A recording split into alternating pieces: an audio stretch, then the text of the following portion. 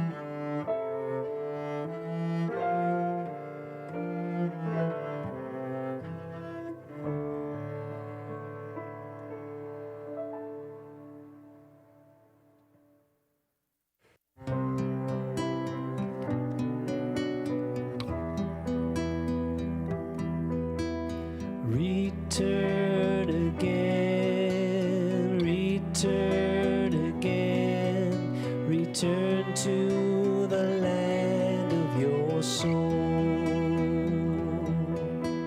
Return again, return again, return to the land of your soul.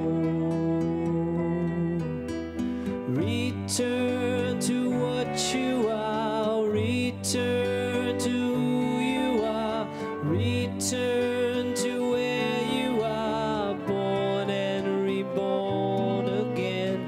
Return again, return again, return to the land of your soul. Return again, return again, return to the land of your soul. Return to what you are, return to who you are, return to where you are, born and reborn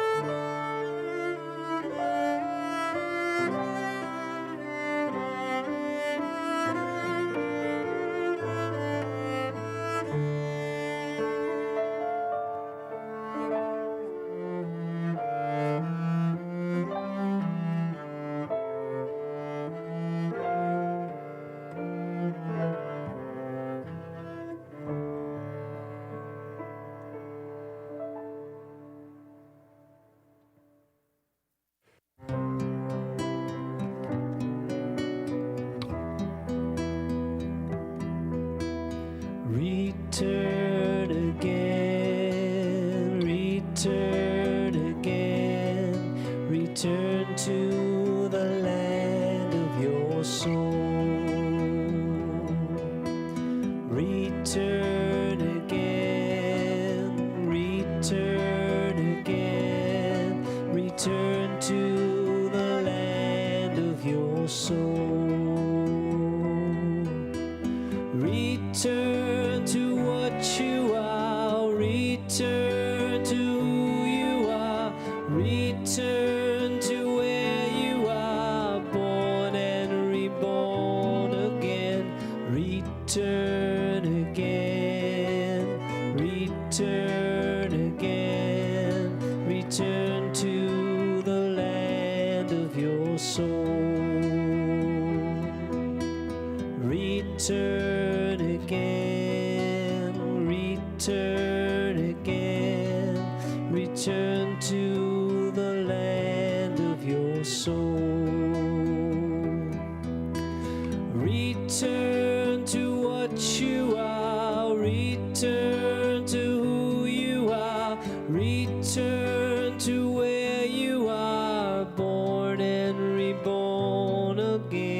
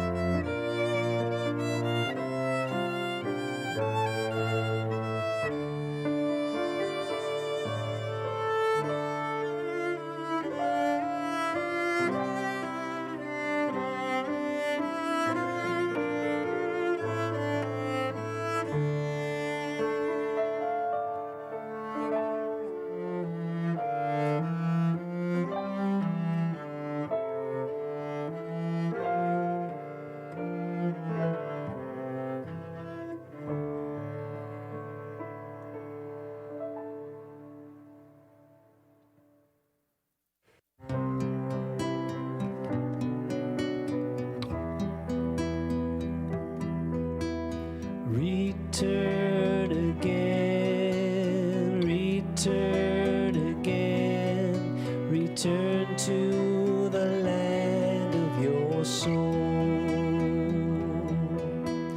Return again, return again, return to the land of your soul. Return to what you are, return to who you are, return to where you are, born and reborn again. Return again, return again, return to the land of your soul. Return again, return again, return to the land of your soul.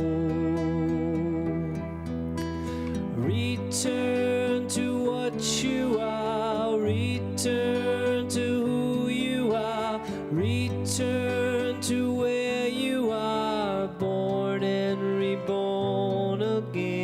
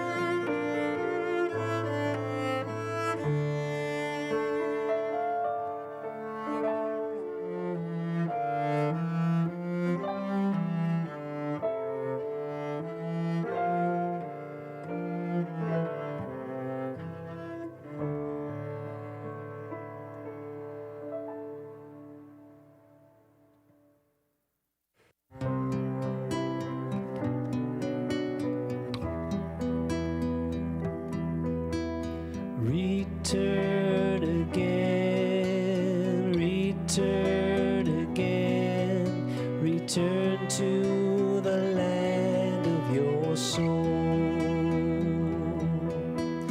Return again, return again, return to the land of your soul. Return to what you are, return to who you are, return to where you are, born and reborn again. Return again, return again, return to the land of your soul. Return again, return again, return to the land of your soul. Return to what you are, return to who you are, return to where you are, born and reborn again.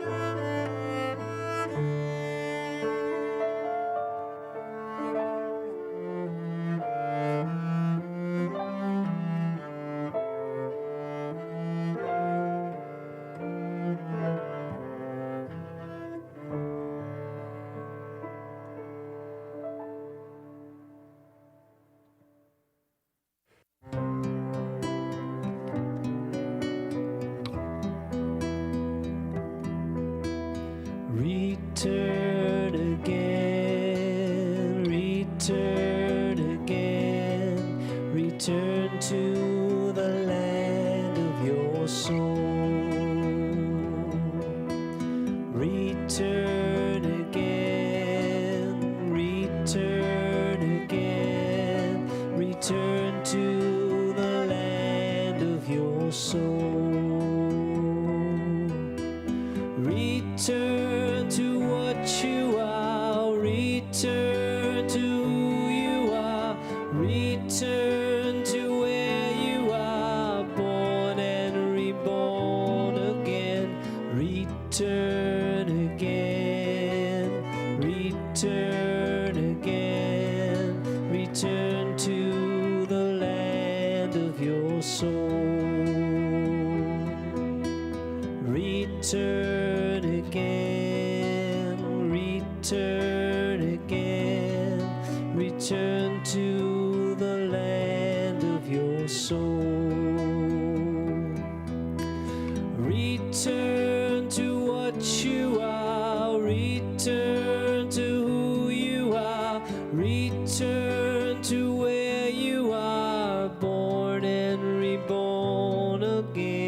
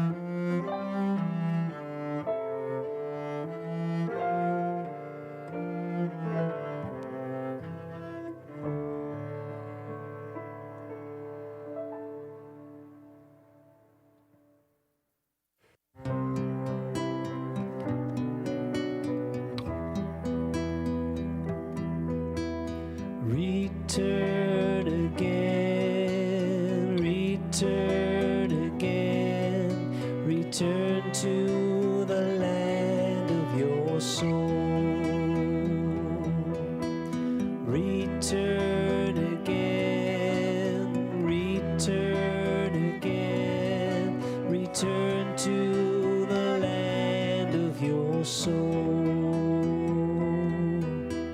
Return to what you are, return to who you are, return to where you are, born and reborn again. Return again, return again, return to the land of your soul. Return again, return again, return to the land of your soul. Return to what you are, return to who you are, return to where you are, born and reborn again.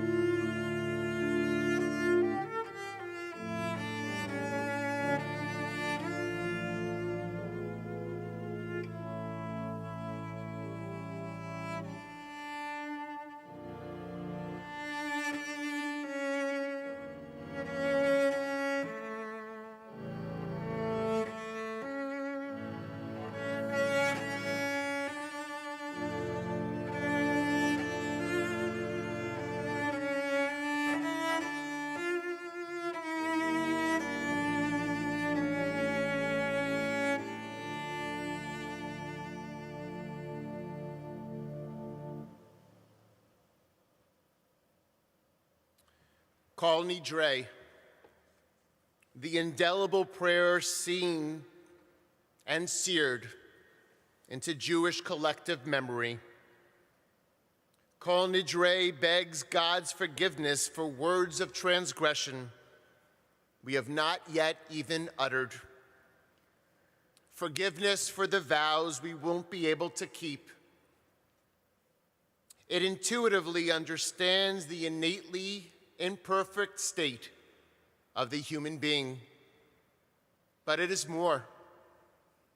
It is a prayer of memory. We hear it, and we can't help but to hearken back to what it felt like to hear the same as we sat next to our parents and we sat next to our grandparents.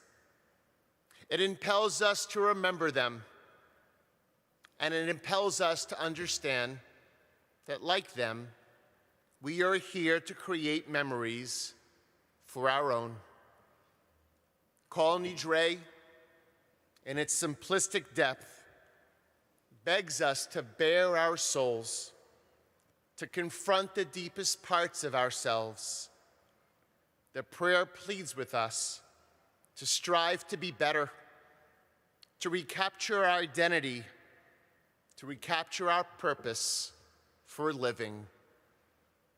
And perhaps most essentially, Kol Nidre has less to do with words and so much more to do with the haunting, familiar, and transporting melody.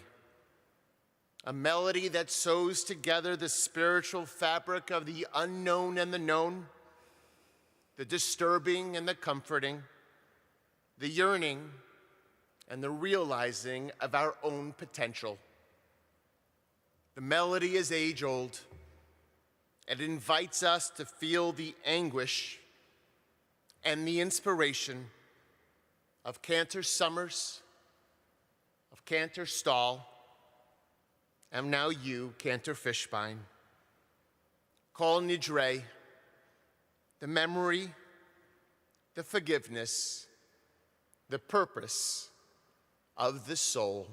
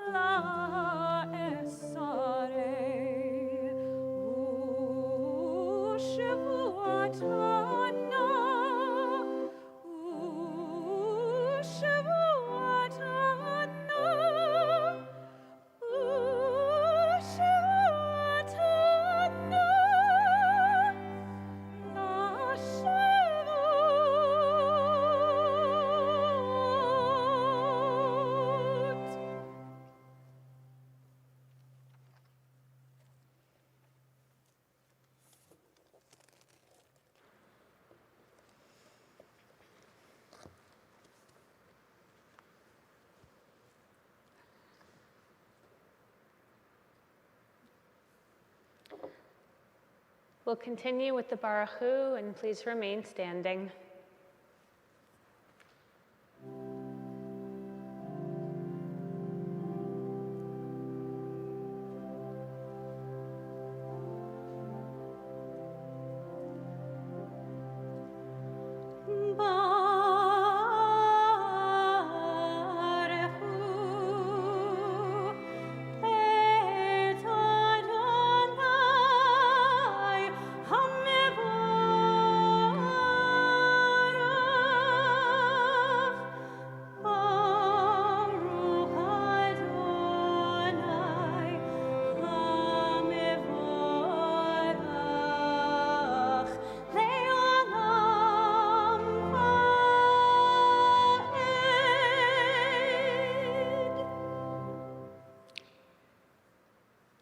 Through all of this, we have tried to sew a thread of community and continuity. The thread that has always sewn our people together has been about bearing witness to our oneness of our community, the Jewish people, humanity, and God. We continue with Shema.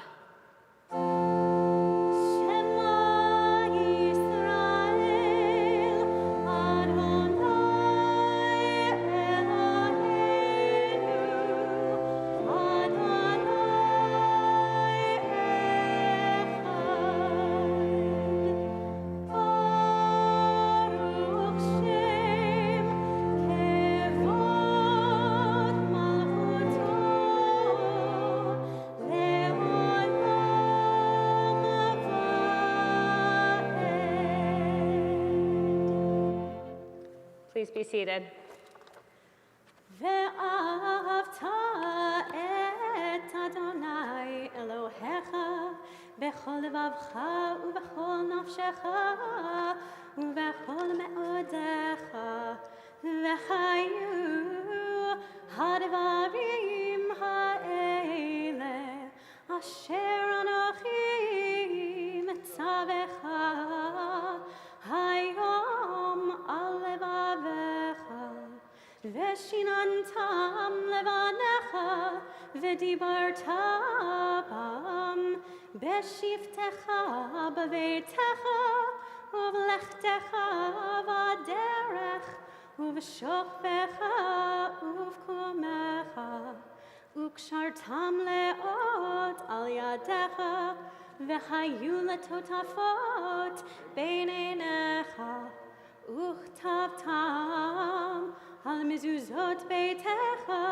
ובשעריך למען תזכרו ועשיתם את כל מצוותיי והייתם קדושים לאלוהיכם אני אדוני אלוהיכם אשר הוצאתי אתכם מארץ מצרים להיות לכם לאלוהים אני אדוני אלוהיכם.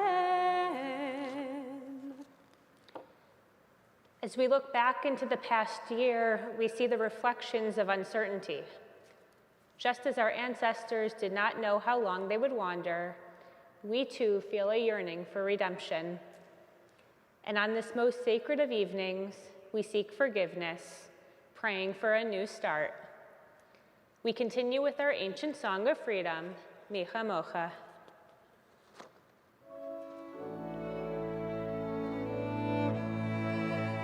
Micha Mocha ba'elim Adonai, Micha Mocha nedar ba'kodesh, Nora tehilot osefele, Malechutecha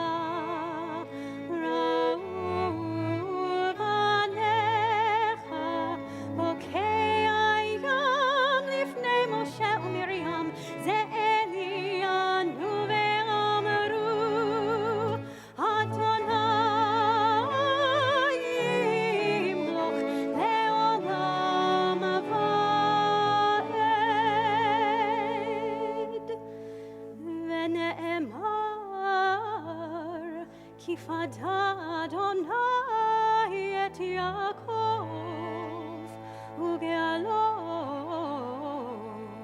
מיד חזק ממנו. ברוך אתה אדוני כל ישראל.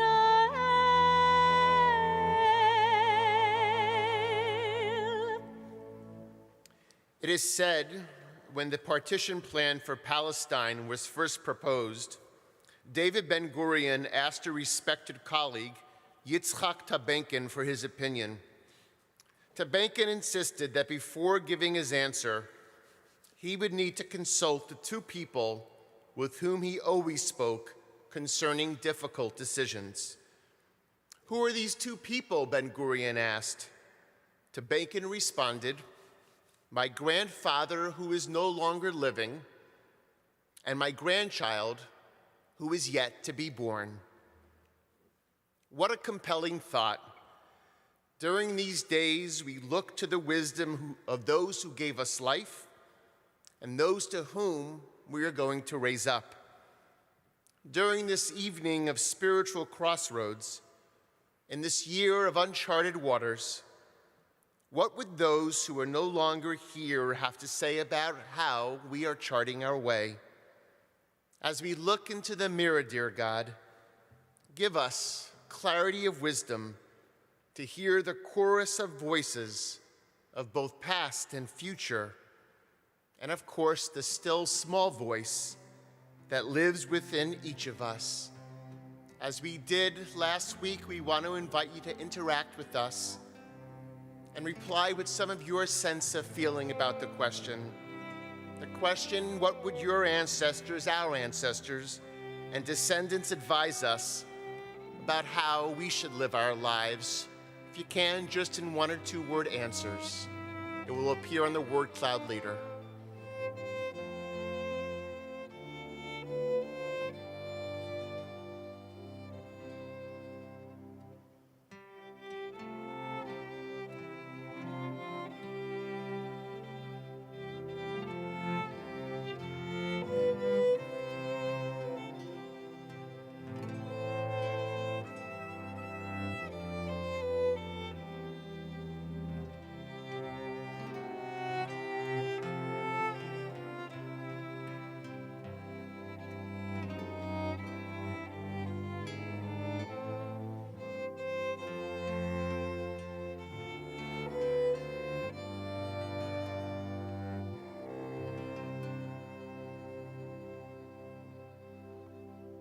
On page 5, we rise for the blessings of the Amidah.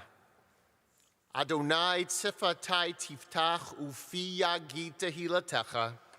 Eternal God, open our lips, that our mouths may declare your glory. Baruch atah Adonai Eloheinu v'Elohei avoteinu ve'imotenu Elohei Avraham Elohei Yitzhak ve'Elohei Yaakov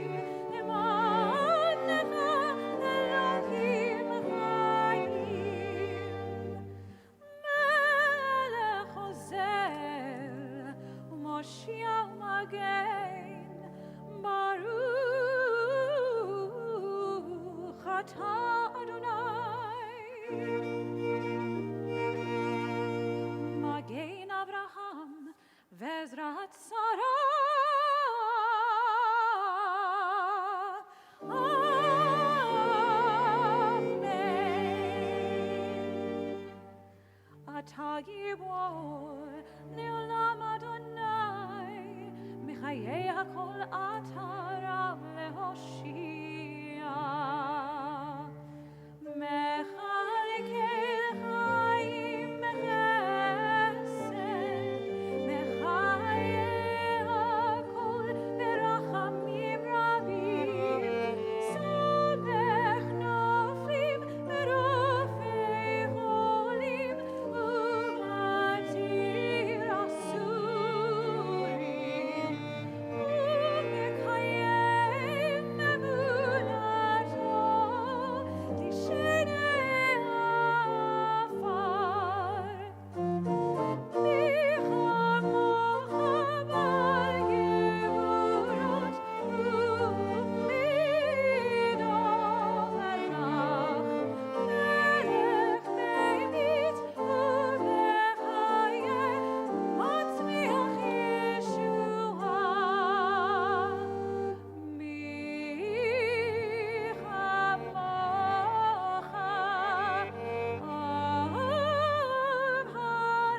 הרחמים, זוכר יצורם לחיים ברחמים.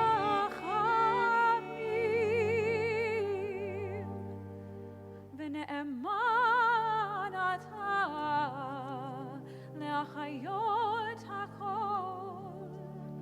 ברוך אתה אדוני,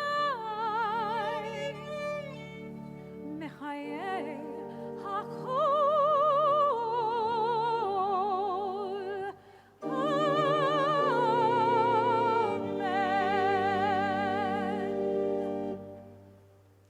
Please be seated.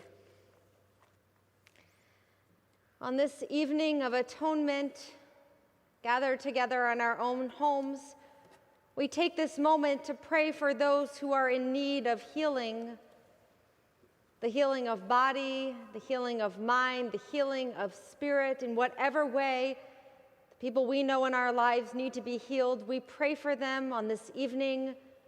We hold their names in our hearts as we hear the beautiful words and melody of the Misha Berach.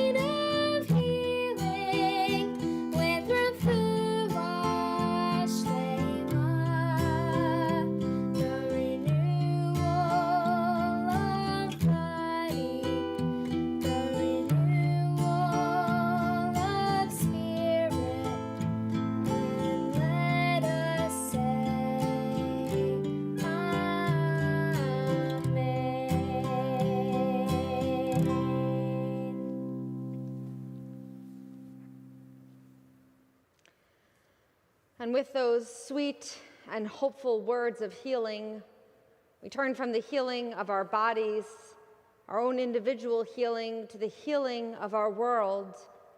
We pray, dear God, for a shalom rav, a great peace to fill our world, enlightening every dark and broken place.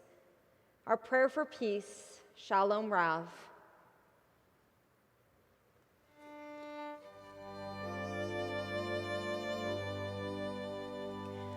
Shalom Rav al Yisrael Amecha Tasim Leolam. Shalom Rav al Yisrael Amecha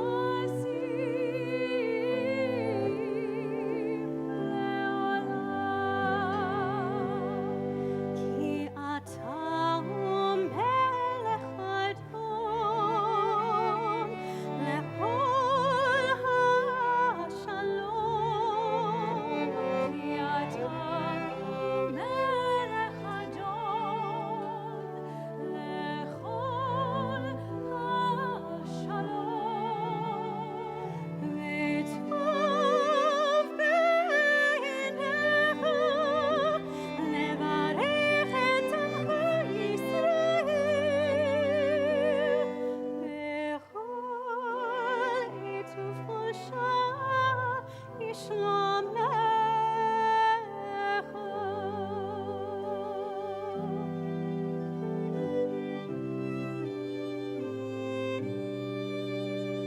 בספר חיים ברכה ושלום, ברכה ושלום ופרנסה טובה, ברכה ושלום נזכר וניכתב לפניך. אנחנו וכל עמך בית ישראל לחיים טובים ולשלום. ברוך אתה אדוני עושה השלום.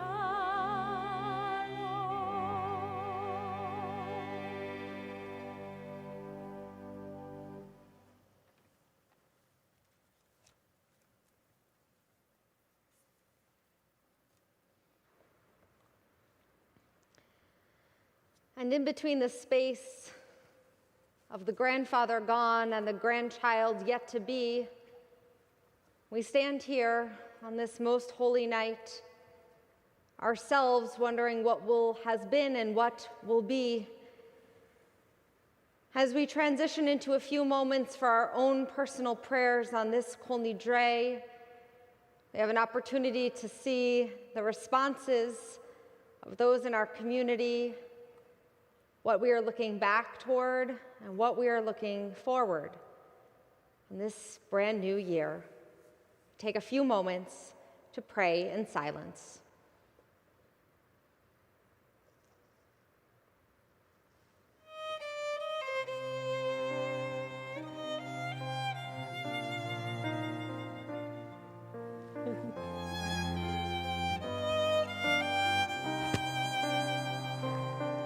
Are these going in tomorrow night?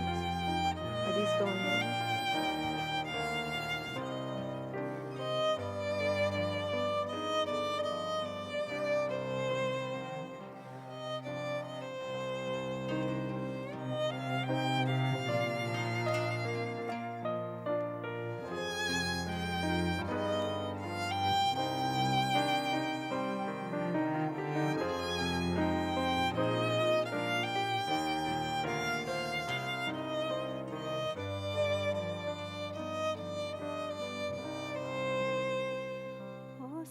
Shalom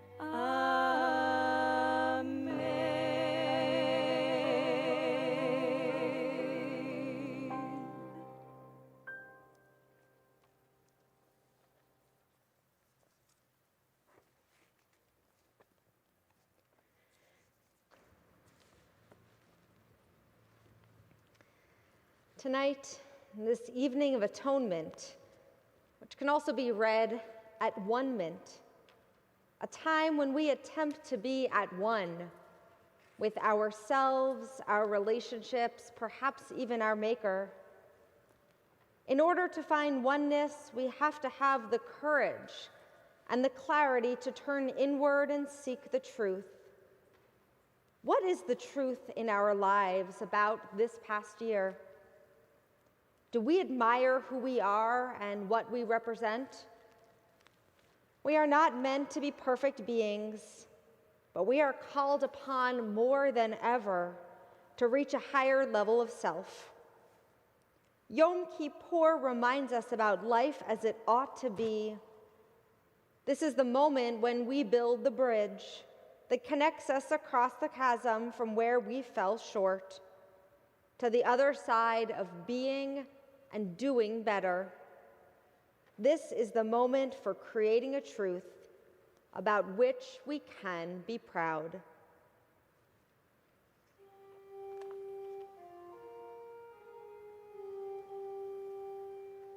Eloheinu ve'Elohei avoteinu v'imotenu, tavo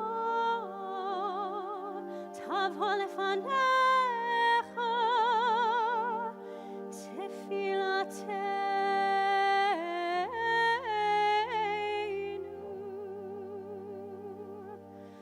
ve'al titalum mitchinateinu,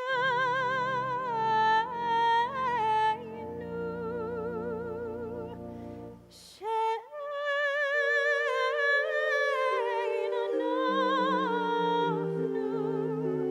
hazefanim ukshei oref lomar lefanecha Adonai Eloheinu ve'Elohei avoteinu ve'imotenu, tzadikim anachnu ve'lo chatanu,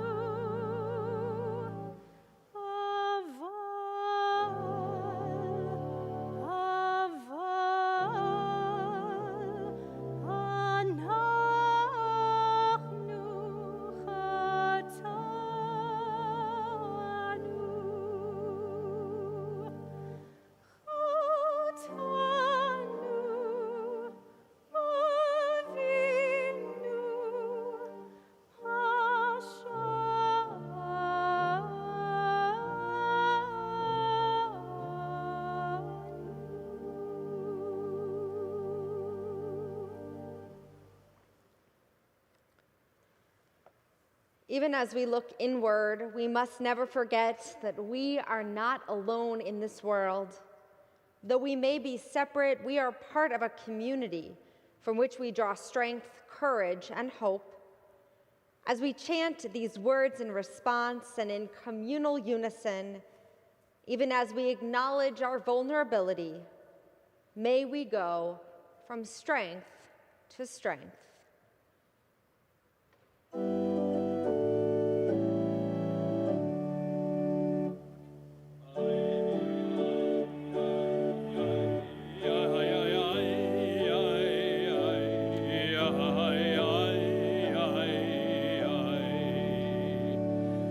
Ashamenu, Bagadenu, Gazalnu, Dibarnu Dofi,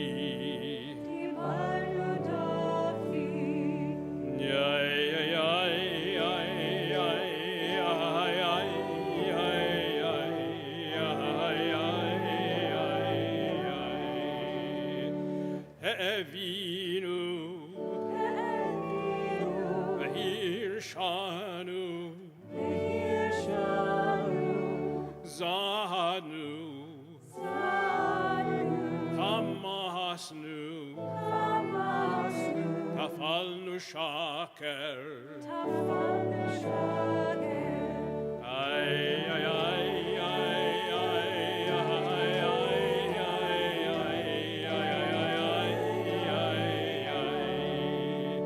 יעצנו רב, כי זהבנו, לחצנו, מרדנו, ניאצנו, שררנו, אבינו, פשענו, שררנו, השעינו עורף.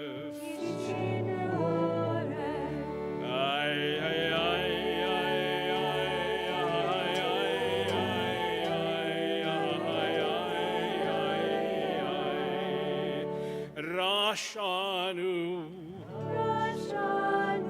שיחתנו, יאהבנו, טעינו, תיתנו.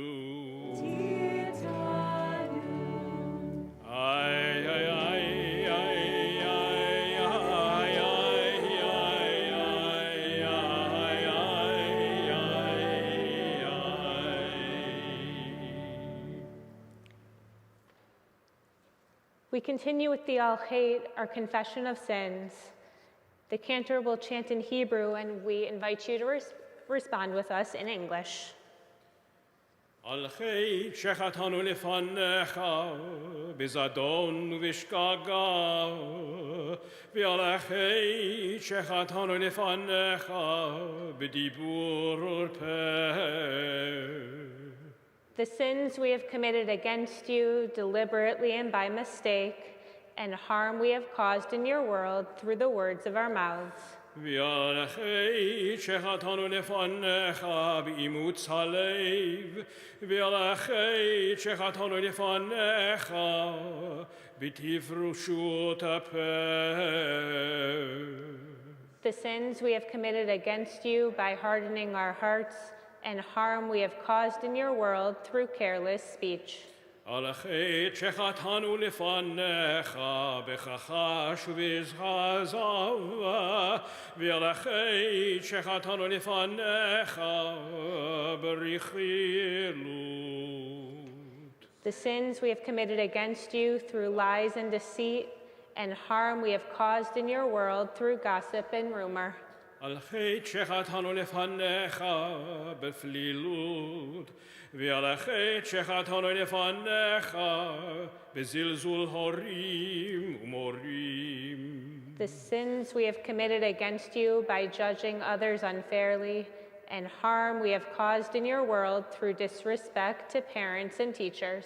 על-חייט שחטאנו לפניך בווידוי פה, ועל-החייט שחטאנו לפניך והונאת רעיו.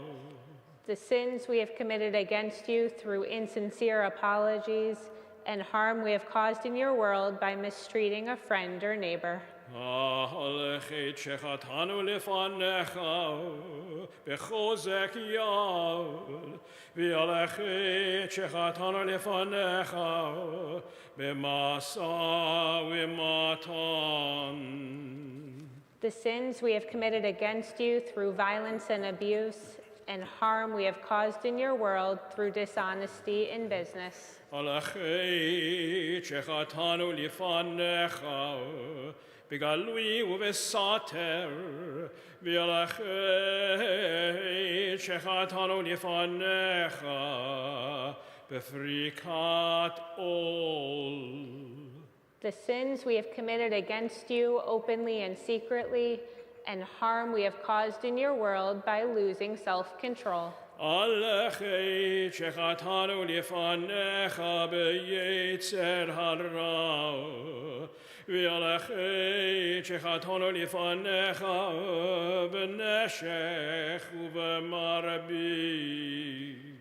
the sins we have committed against you by giving in to our hostile impulses, and harm we have caused in your world through greed and exploitation. על החטא שחטאנו לפניך בלצון, ועל החטא שחטאנו לפניך בנטיית גרון. The sins we have committed against you through cynicism and scorn, and harm we have caused in your world through arrogant behavior. על החטא שחטאנו לפניך ושנאת חינם, ועל החטא שחטאנו לפניך בטומאת שפתיים. The sins we have committed against you by hating without cause, and harm we have caused in your world through offensive speech. על החטא שחטאנו לפניך בלשון הרע, ועל החטא שחטאנו לפניך בצרות עין. The sins we have committed against you with a slanderous tongue, and harm we have caused in your world through a selfish or petty spirit. ועל כולם מלוא הסליחות, סלח לנו, מחל לנו, כפר לנו. For all these failures of judgment and will, God of forgiveness, forgive us, pardon us, lead us to atonement.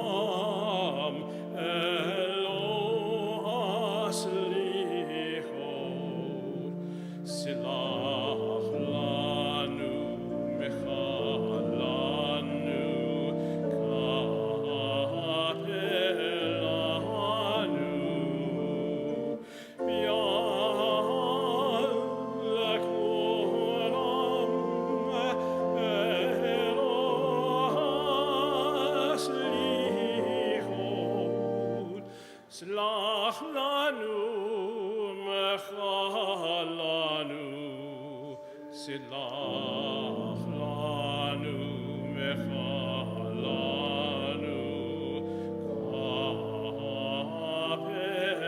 lanu.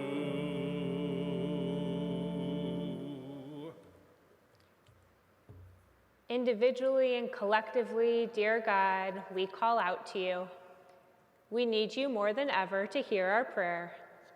Shema Kolenu, please hear our voice.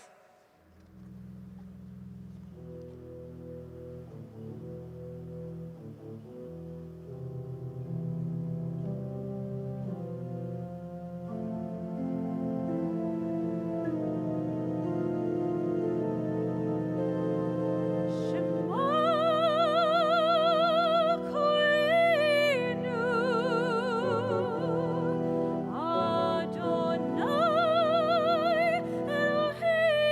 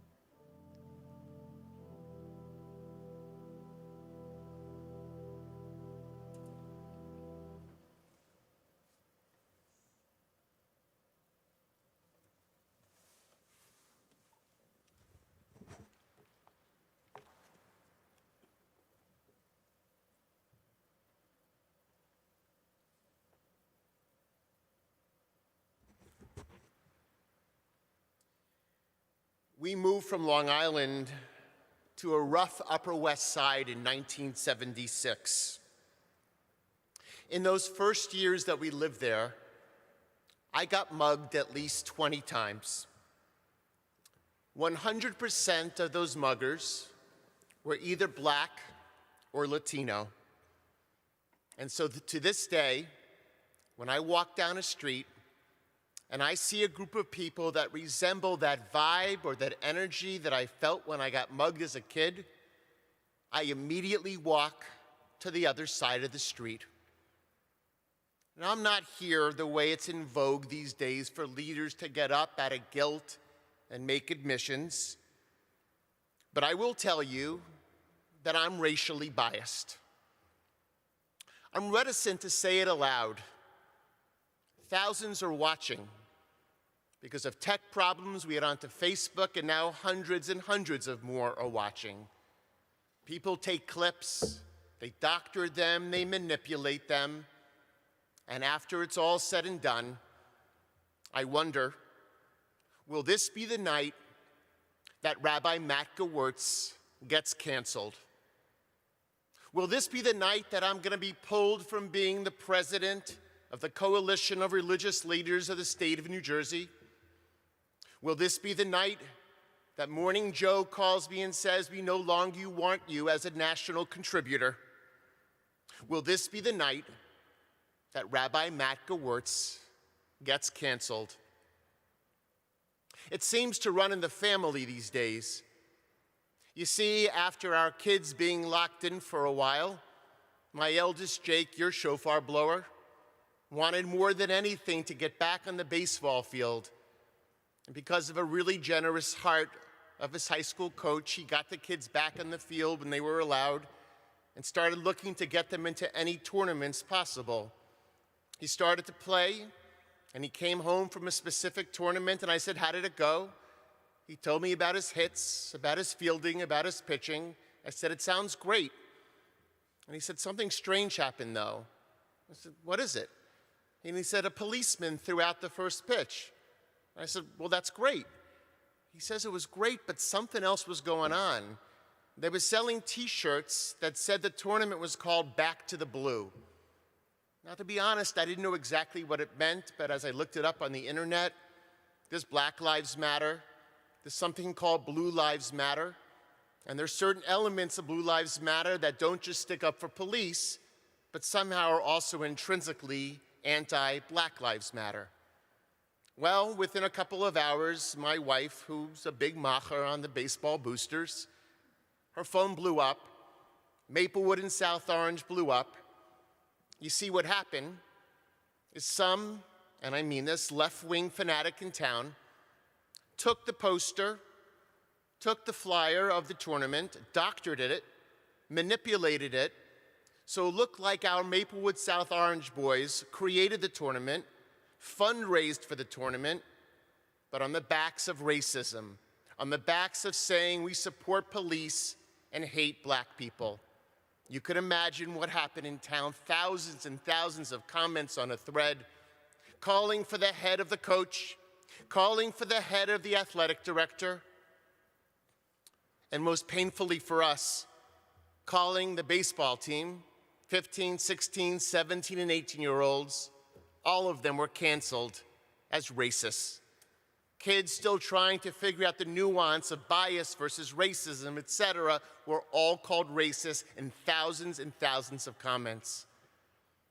Until finally, some sane-headed resident found the original document, the original flyer, put it next to the doctored and manipulated flyer, put it up on social media, explained what happened, and it all stopped. Now, mind you, no one apologized. They went on to the next issue, to the next person, to the next team, to the next director, to the next coach, who they were going to cancel. Cancel culture. Cancel culture is a term, a phrase that all of you, if you don't know what it is, should know it really, really well. Cancel culture means that you are deemed null and void when you do something wrong, or when you're perceived to have done something wrong. It could be yesterday, or it could be 30 years ago, but when you have, you are canceled. And what I mean by canceled is I mean excommunicated, I mean ostracized, I mean fired as an employee, as a friend, as a family member. Cancel culture is about purity tests, and if you fail, you're gone. Like it means if you go to a women's march, which I believe we should go to, and there are elements of anti-Semitic marches there, then guess what? You're an anti-Semite. If you support your police, which I wholeheartedly, I'm a chaplain on our police force, I do support the Milburn police, then you're anti-black. Purity tests, which are almost impossible to pass, and when you don't, you're canceled. Now, I want to say that cancel culture, I believe, originally came about for very productive and very positive reasons. You see, powerful people, people of great wealth, people of great influence, people of high stations in life were getting away with the grotesque, never accountable, always untouchable. Think Bill Cosby, think Harvey Weinstein, perpetrating despicable acts for decade after decade after decade, being protected by their power. But suddenly, with the plurality, with the access of the internet, people like you and me, commoners, could get on the internet, could start a viral energy, could start to let people know out there what these characters were doing, and then the authorities had no choice but to finally act upon jurisprudence, locking away people like Weinstein, locking away people like Cosby where they deserved to be for all of those years. And you could think about presidents and governors and coaches and teachers and, yes, clergy who are perpetrating horrific acts and being protected by their power. Now there was a mechanism. Now there was a way to be able to deal with those people as well, and that actually, I think, was incredibly positive. But you know the toxic environment in which we live. You know the binary nature of this world, the polarized nature of the world. It's either this or it's that, but there's nothing in between. And some people started to have the bell go off. They thought, wait a minute. Here, this is incredible mechanism, this incredible vehicle that's bringing people down who deserve it, but now I could use that same mechanism and basically bring down people who happen not to agree with my point of view. I could get them canceled simply for not agreeing with me. I could go out there and get people who aren't woke enough. I could get people out there who aren't politically correct enough. And I could get them canceled and their reputations ruined. Journalists, writers, and professors have suffered the most. And this is, of course, devastating to a democracy because we count on them most to provoke societal discourse, to provoke societal discussions, to provoke societal arguments from which we evolve and we learn. This was painfully highlighted in a Harper's Magazine piece signed by over 150 thinkers. In the piece, they complained that free exchange of ideas, the lifeblood of our society, was becoming more restricted and is becoming more restricted day by day. They pleaded that there shouldn't be a false choice between justice and freedom. They argued that the way to defeat bad ideas is by argument, not by silencing people. I found the piece particularly important because it was signed by thinkers across the political spectrum from the far left all the way to the far right. See, the left has been blamed for cancel culture. They are accused of casting shame on anyone who doesn't beat to the cadence of leftist orthodoxy. And I would tell you that I think that's true. But it smacks from the right with equal complicity. See, what people on the right do is they yell every time someone says something that might be smart. that might not be in agreement with their opinions. They yell cancel culture, cancel culture, cancel culture, yelling so loud, accusing of being canceled, but in effect, really canceling the other side so their opinions cannot be heard. All of it from both sides, causing menacing confusion. You know, we talk so much, you've heard the buzzword for several months now, about the need to have the uncomfortable conversation. The uncomfortable conversation. But we don't have them. We say we want them, but we don't have them.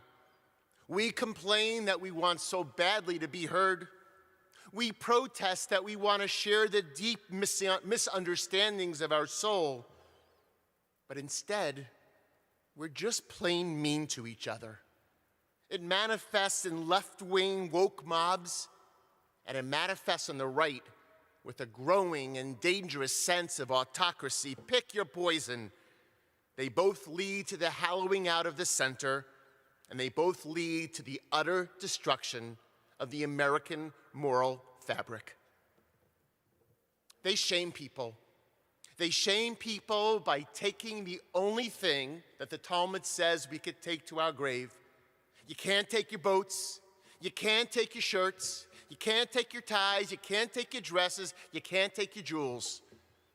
But you know what the Talmud says you can take? It's called a shem tov, a good name, a hard-fought reputation. And that, if you get stuck in the crosshairs of the wrong group, that can be taken no matter how hard you work, for as many years as you work, that can be taken away in a matter of moments on social media. So on this night of truth, might we find the courage to engage in the elusive, but ever important and ever sacred, uncomfortable conversation. Let me suggest a few that will be fodder for your breakfast tomorrow, and I hope, God willing, for days and weeks after that. Why not start with race? After George Floyd was murdered this summer, a tinderbox was lit up. Our country, in some ways literally and certainly figuratively, went up in flames. And the first thought that came to me, within minutes, was that race is the age-old wound in our country that I think has not been confronted head-on for over 400 years. Sure, policy has changed, law has changed, but I don't think that we've actually taken on the real issue of race and had conversations about the underlying and underpinning issues of it all. So let's start with that one. I should be able to say out loud to Black people that sometimes I feel scared of Black and brown and Latino people. I feel scared of them because of my experience of being violently mugged as a young teen. I should be able to express legitimate fears born out of horrific experience. And I want to say also that the burden can't be mine alone. I'm sorry. That part is not my burden alone. That's something that has to happen in conversation. It has to be heard by Black people. It has to be heard by brown people. And I have to be able to say it without being canceled as a racist. There should be space, shouldn't there? Space also means that Black people should be able to express to white people that they feel unbelievably restrained because of white privilege, because of systemic racism, and because of police bias. I'm not saying you have to agree, but you gotta sit down and listen to those assertions before we respond immediately. What about Black on Black violence? What about all the white cops that kill other white people? What about all the good cops out there? There's only a few bad eggs. It's okay for you to have those assertions, but you can't start screaming those assertions in your basement with your friends who agree with everything you do without having the conversation with actual Black people and brown people, and they having the actual conversation with white people to have that uncomfortable exchange so you could feel each other, you have a sense of empathy for each other, and perhaps you even have the opportunity to evolve, to learn, and to listen. Some deride Black Lives Matter because their national charter repulsively supports the boycott of Israel. I was so dismayed and so upset when a small group in a place in Washington, D.C., a small office, decided to insert that into their national charter, the boycott of Israel. The marchers who actually do take that on and who mix up their own rights with denouncing Israel, in my mind, are absolutely revolting. Revolting. But does that mean that all Black people, or 70% of Black people, or 40% of Black people, or 10% of Black people hate Israel or hate Jews? And for that small minority that does that mean to us that suddenly that excuses us from understanding that Black lives do matter?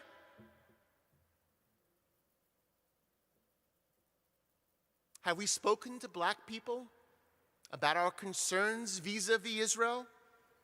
I know that most of us haven't, but look how quickly we go ahead and cancel one another. People on the left, on the fringe left, mind you, let's be straight, on the fringe left have offered ideas like defund the police. Let me just say it, to me an utterly stupid idea and an utterly stupid slogan because it scares the living daylights out of so many of us. But then what do people on the right do? Once they've heard that, it feels like it abrogates them from the responsibility about talking about the utterly important issue of reforming police in America. Once again, we run to the far left, we run to the far right. Aren't you tired of being duped?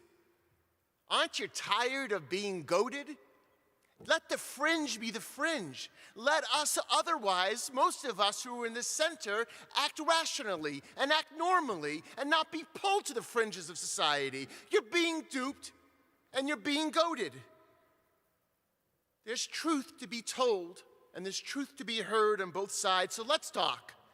Do me a favor and let's talk, and let's not cancel. Okay. So now how about some uncomfortable conversation about Israel? I am disappointed at best. I am disappointed at best at the reticent, at the reserved, at the tepid reaction to the recent Arab-Israeli peace accords. And I know exactly why. See, if you despise President Trump, you despise anything the man does. Now listen, I totally get it. If you don't trust his motives, if you don't trust his motives, okay, then say it out loud. You fear that the Palestinians are being left out of the process and we need to get to them to the table, that security will not be secure until we work that out, then say it out loud. But God forbid we disparage progress for less blood and more peace. Have the conversation. You want to cancel Donald Trump? You're going to have the chance to do that in November. But in the meanwhile, in this house, even though you're sitting in your houses, in this house called B'nai Jeshurun, we don't sit on a left aisle. We don't sit in a red aisle, in a right aisle. We sit in the Jewish aisle. I've said that over and over and over again, but please let it permeate your souls. We don't sit on the left. We don't sit on the right. We sit on the Jewish aisle. Express everything you feel. Have the conversation. But please, Jewish people, do not cancel Zionism along the way. That's Israel. I'm going to go for it all tonight. Why not? How about the Supreme Court? There's blame to go around. From Harry Reid's breaking of the rules during the Obama years to the utter and despicable hypocrisy of Mitch McConnell 4 years ago and now again today. Justice Ginsburg was barely cold before she was dishonored. We know what's at stake. As much as some of us quake, and I know, we quake at the prospect of losing the right to choose. You gotta remember, and I know you know this, that others quake equally, if not more, for the right to life. Talk about an uncomfortable conversation. That's actually one that I think we're never gonna work out. Way too much religion, way too much God, way too much politics. That one's gonna be really tough to figure out, but I'll tell you something. If our democracy crumbles, then it doesn't matter anyway, because we'll never have the chance to work the conversation through. Antonin Scalia and Ruth Bader Ginsburg's politics, I told you last week, were as diametrically opposite as they come. I can't find any people in this congregation, any two people, who are more diametrically opposed. But their respect for one another's humanity always won the day. Neither of them, and you ask both of their families, are talking about it all over the place right now, neither of them ever canceled the existence of the other, ever. We can't argue about health care, we can't argue about abortion, and we can't argue about electoral finance. Are we scared that we might hear something from the other side that might make the foundations of our being change? Are we scared that our truth that we believe everything is based on, the one that we own a monopoly on, that somehow if we actually get into a conversation, someone might actually change our mind and we might have to sort of adjust the way that we see the world? The problem is that we don't listen to each other. And even more, we've lost complete trust in one another. We don't. We cancel. Just 4 years ago, just 3 years ago, maybe even just 2 years ago, we could state without accusation of blasphemy that the hallmark of democracy is a fair election. You want to talk about election fraud? Let's talk about election fraud. You want to talk about the post office? Let's talk about the post office. You want to talk about signatures that match or don't match? Let's have that discussion. You want to talk about voter suppression and voter IDs? Let's have those conversations.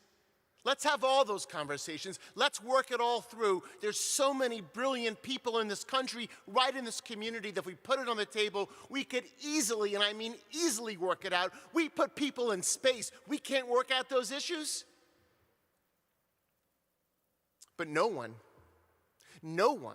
and I mean no one, raised in this democracy should ever, ever, ever fear a peaceful transition of power. Talk about the potential for the ultimate cancellation. I had a member who wrote to me, not a member who's elderly, but a member who's been around, and she said to me, "Rabbi, I really fear that this might be the closest to the last free and fair election we have in our lifetimes." I'm not there yet, but that email itself scared the living daylights out of me, because she is not insane. She is totally, totally rational about her thought. She's thoughtful about her thought. And here she is actually asserting that that fear, that nightmare could come true. Our democracy is absolutely, without hysteria do I say this, without over-exaggeration do I say this, our democracy is up for grabs. We perpetrate hatred as easily as we breathe our breath. And now, we are all going nuclear. We cancel people. We cancel institutions, not just because they've done horrible things, but because they don't agree with our thinking. I told you originally the positive reasons for cancel culture, and those are still positive reasons. The bad actors who think they can hide from everything, they should be put in jail and they should be locked up. But most of us are not rapists. Most of us are not murderers, and most of us are not bank robbers. Most of us are just what you'd expect, imperfect human beings. And when we say things that are horrific, we should be called out. But called out is different than banishment. Called out for a conversation to learn and to grow is different than being ostracized or excommunicated. We don't get to, but too many think you can. We don't get to play judge and jury and executioner just because our fingers are so nimble on the social media buttons of our computers. A dear friend of mine, who's a therapist, told me before Lauren and I got married, whatever you do, Matt, don't go nuclear and bring divorce, the idea of divorce, into meaningless arguments. Because once you do that and you cross that line, each of you think that the end of your marriage lifetime is always, always a possibility. You better bring that up only when you actually think that could happen. But we go nuclear by way of daily practice, not just politics, but also with the mainstays of our lives, with family, with friendships, and the places to which we belong. I get emails almost every week about people who are devastated because they've been canceled by a friend because of whom they support politically, and that's coming from both sides. We get mad and we cancel. We get hurt and we cancel. We get disappointed and we cancel. But here's the thing. Relationships and even institutions are not turnstiles. Relationships are beautiful, but they also take a lot of work to heal their wounds. And I want to tell you that temples and churches, I don't know about mosques as much, but for sure temples and churches are not immune to this either. I got to tell you, especially over this past summer, how much I've heard from colleagues who tell me stories that spin my head in circles. I hear stories of, you don't give me my bar mitzvah date, Rabbi? I'm going to the temple down the street. Rabbi, I don't like that sermon you give. You're going to talk like that. I'm going down the street. During COVID, you're going to reduce your hours in your nursery school. I'm going to go to a different nursery school. Rabbi, I've heard from colleagues, you know what? Your building's not really open, physically at least. I think I'm going to take a pause and I'm not going to pay my dues this year. Now listen, because the strength of this community, because of who we are as people and our integrity as B'nai Jeshurun, that has not happened in a significant way here. But I do want to tell you that I smell hints of it. I feel little gnawing hints of it. I think you know that we would do almost anything, at least in our power, for you. You have a spiritual issue, we want to have the conversation. You have an intellectual issue, we want to have the conversation. You have an emotional issue, we want to have the conversation. You have a financial issue. If you don't know it, I'm saying it now to the thousands of you. You will never, ever, ever be priced out of this temple if you're suffering financially. We will cover you for the rest of your lives. We will not cut God off because of money, ever. But we really do expect, on all levels, spiritual, intellectual, and financial, that if those are not issues, and it's just about conversation, then we definitely and absolutely and steadfastly need the support that we so openly and so steadfastly give to you. You see, relationships in all ways, institutions and people and otherwise, go two ways. And we got to be really, really careful. Because if we cancel too easily, family and friends and subscriptions and organizations, when we want to go back through the turnstile to be there with them again or to be with the institutions again, because so many people have canceled, guess what? They may no longer exist. Relationships are not turnstiles.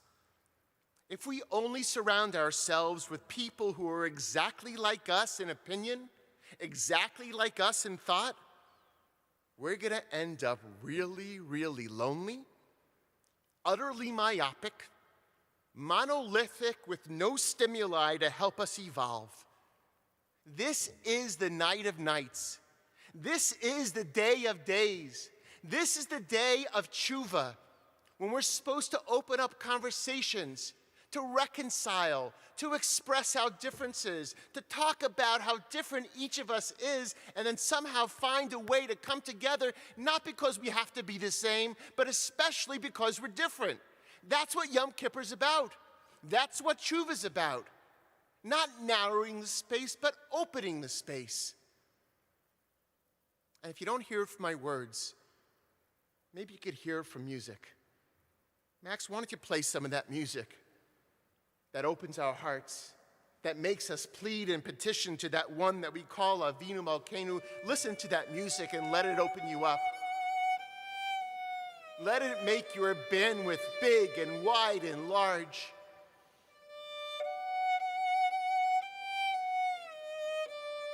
Feel the vital nature of this night.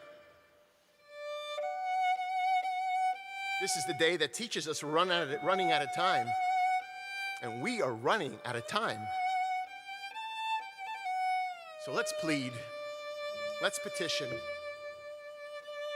Come, all of you, join us at the Ark.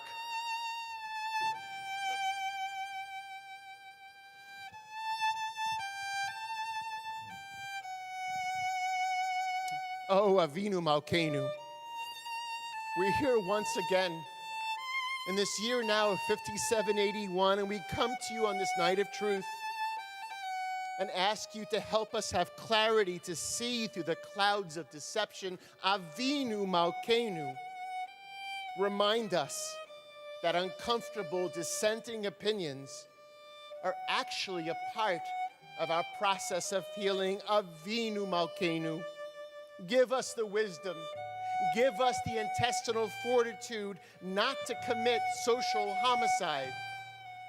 Oh, Avinu Malkeinu.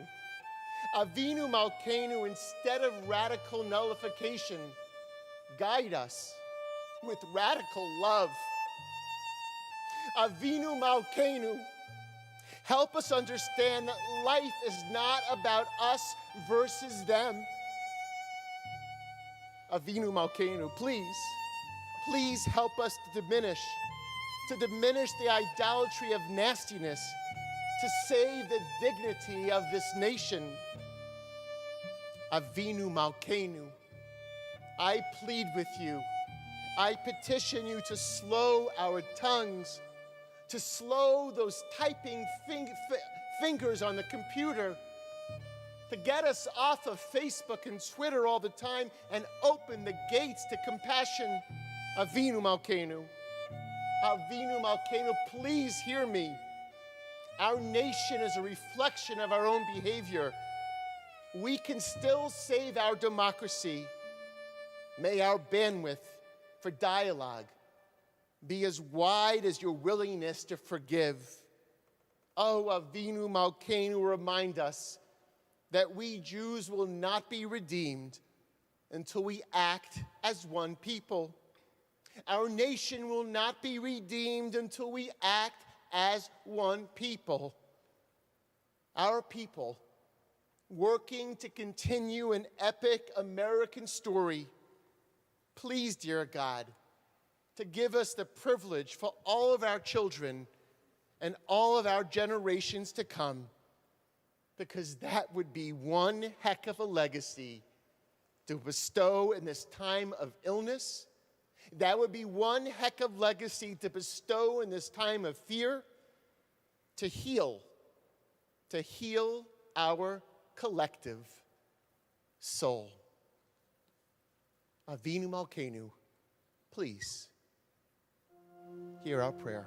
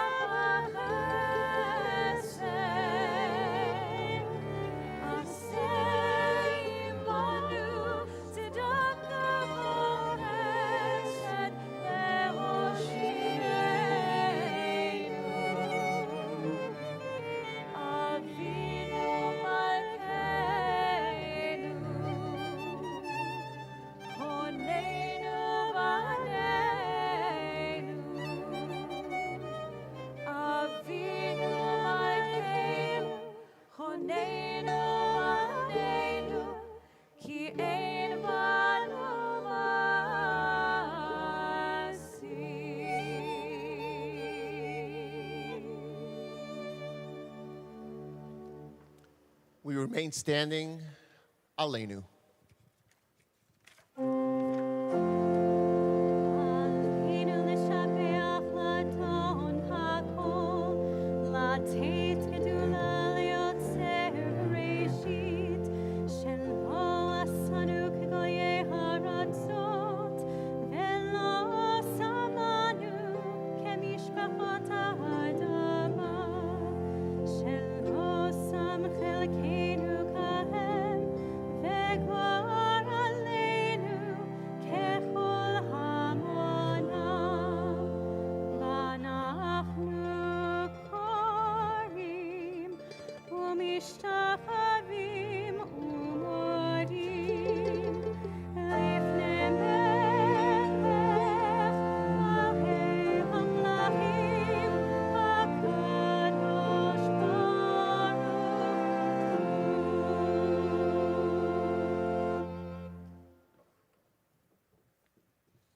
ונאמר והיה אדוני למלך על כל הארץ ביום ההוא יהיה אדוני אחד ושמו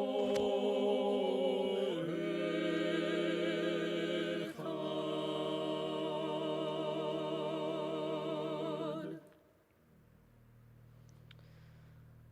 This evening, this night of atonement, our thoughts turn to those who have departed this earth, our own loved ones, those whom our friends and neighbors have lost, those of every race and nation whose lives have been a blessing to humanity.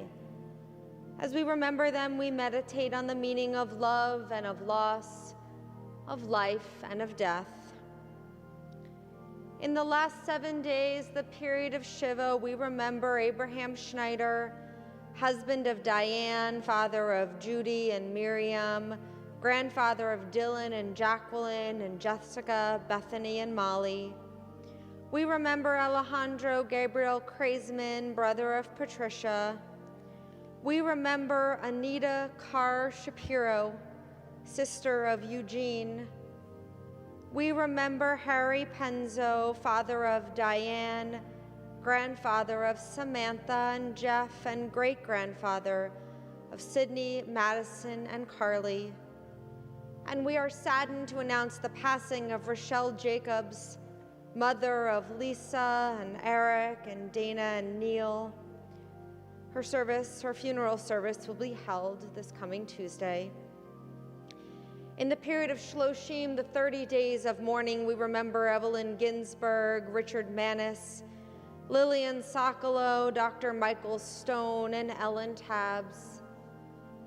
And on the anniversary of their passing, this Yom Kippur, we remember Celia May Asher, David Bitterman, Milton Lewis Cohn, Herbert A. Cummins, Douglas Adele, Theodore Grada, Vivian R. Griffinger, Ignat Grunberg, Goldie W. Halprin, Minnie Halpern, Marcia Horowitz, Philip Jaffe, Arnold Jelinek, Michael N. Karp, Joseph Killow, Rebecca Killow, Evan Kramer, Arthur Lewis Krieger, Michael Laufer, Emily Drapkin Lehman, Milton Lesnick, Harriet Menks Lesnick, Eve Mandel, Louis Mandel, William E. Morchower, Susan Morrow, Abraham Nelson, Gail K. Payton, Annie Perlmutter, Morris Perlmutter,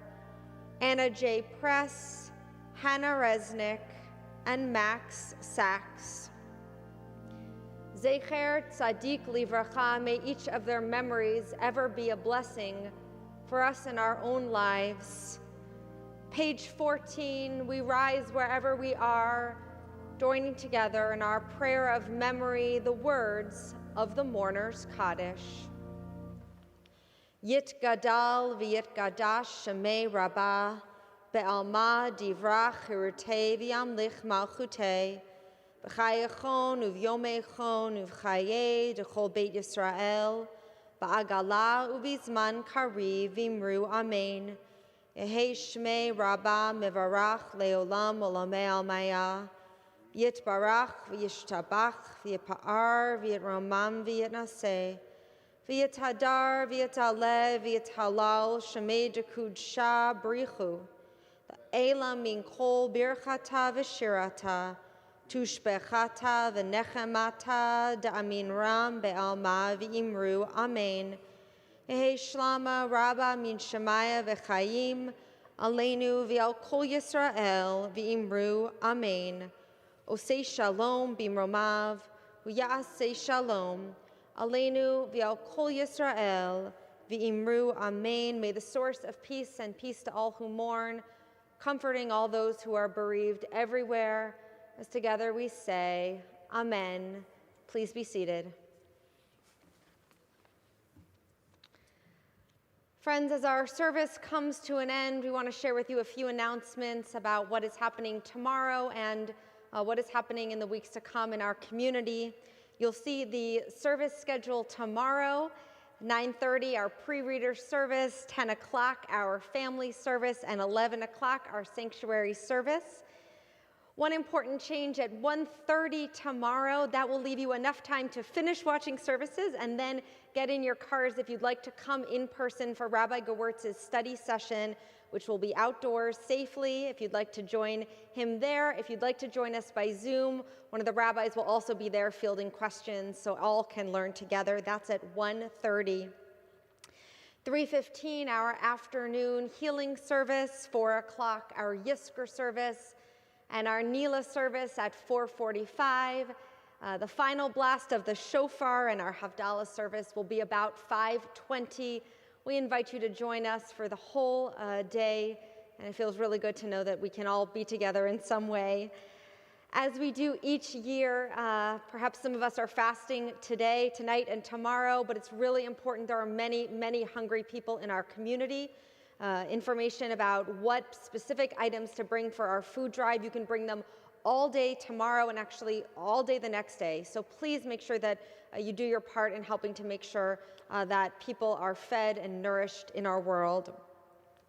Information around Sukkot, Yom Kippur, Sukkot is coming. Our Sukkot service and opportunities for children and families can be found on your screen. It's very important as September becomes October and then November to make a plan of how you are going to vote in the election. Our congregation is striving to be a 100% voting congregation. If you need information, you can reach out to any of the clergy. It's really important that we make our voices heard. Saving future dates. You heard about one of them on Rosh Hashanah, but in June 2021, we will honor and celebrate Cantor Stall. Details to follow, but save the date for June. It seems like it's a far time from now, but it's going to be an incredible opportunity to celebrate him. And finally, you did this on Rosh Hashanah, and we invite you to do it for Yom Kippur. Wherever you are watching, whoever you're watching with, whatever you ate before or after, take a picture and send it to us at holydaysathome@tbj.org so we can see what your holidays have been like. It's a really great way to connect in all of this. All of that information, of course, is on your screen and can be found on our website. And as we have done for our holidays so far, in just a moment we're going to ask you to gather with the people you're with. You can put your arms around them to rise as we have an opportunity to bestow God's blessing upon you with blessings from members of our community. Please rise.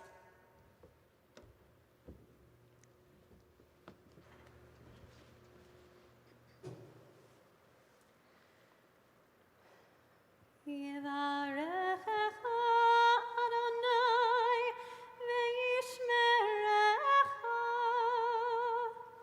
May God bless you and watch over you.